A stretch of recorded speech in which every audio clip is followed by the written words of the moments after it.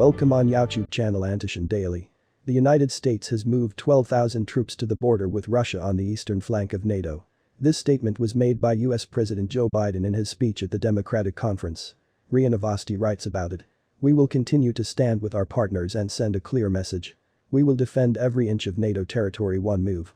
That's why I sent 12,000 troops to the borders with Russia to Latvia, Estonia, Romania and so on, the American leader said. Biden stressed that US troops will defend every inch of NATO countries and promised to respond to any Russian move that threatens North Atlantic Alliance member states. Earlier, NATO Secretary General Jens Stoltenberg confirmed that the alliance would not send troops or planes to Ukraine, as this would likely provoke a full-scale war with Russia. He also promised not to close the skies over Ukraine. US President Joe Biden threatened Russia with World War III in case of steps that threaten NATO. The American leader said this at a Democratic conference, reports RIA Novosti. According to Biden, he has already sent 12,000 soldiers to the border zones to Latvia, Estonia and Romania. Because if there is any movement, I guarantee we will respond. And there will be a third world war. But we have a sacred obligation, the US president said.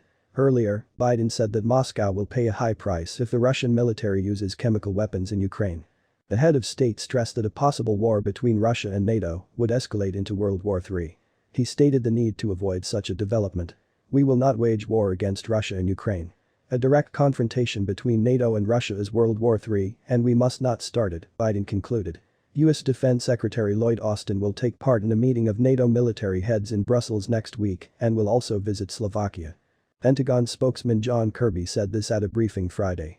The secretary is traveling to Brussels next week to attend a meeting of NATO defense ministers.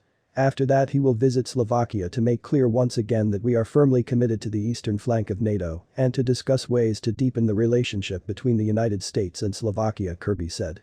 The Russian stock market is in danger of exploding right after the open, said US President Joe Biden.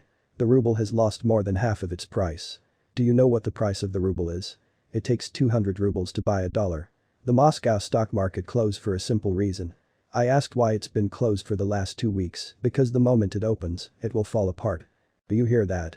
It's going to implode, Biden said at the Democratic conference. The official dollar-ruble exchange rate set by the central bank for the weekend and Monday is 116.7517 rubles. Western countries have imposed new anti-Russian sanctions, the next since 2014, in connection with the special demilitarization operation in Ukraine. Earlier, Russian presidential spokesman Dmitry Peskov said the Western sanctions were very serious and Russia had prepared for them well in advance. He added that they require analysis and coordination of agencies in order to develop a response that meets the interests of the Russian Federation.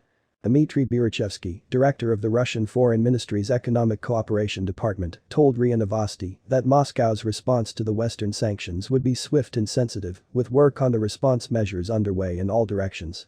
He noted that amid intensifying restrictions, the Russian side is reducing the use of the dollar in foreign exchange reserves and external settlements, switching to non-Western capital markets, and making efforts to secure investment projects from external negative influences. The diplomat underlined that Moscow regrets that the European Union unleashed total economic war against Russia. At the same time, said Berechevsky, the EU sanctions cause enormous damage to citizens of the Union itself, and the reasons for their imposition are difficult to justify logically. Dmitry Peskov, the press secretary of the president of the Russian Federation, noted that there have never been examples of an economic war that started against Russia. The situation is unprecedented. Translated with www.deepl.com/translator, free version.